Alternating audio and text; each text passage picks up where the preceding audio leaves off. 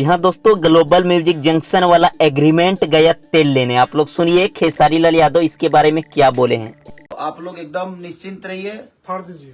बम फाड़ करके। तो इस नाम के साथ, माँ के आगाज के साथ नई दिशा में जिंदगी का फिर से एक शुरुआत। आप लोगों का प्यार और आशीर्वाद ऐसे ही।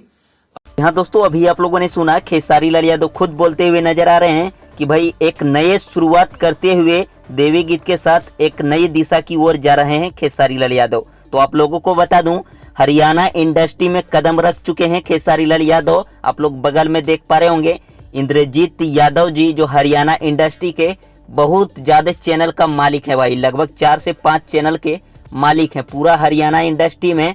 भाई इंद्रजीत यादव का बहुत ज़्यादा चलती है और उसके पास पहुंच चुके हैं खेसारी लाल यादव। तो उसी के चैनल से कल सुबह आ रहा है बवाल गाना। तैयार रहिएगा तबाही मचाने के लिए, एकदम गर्दा गर्दा कर देना है भाई।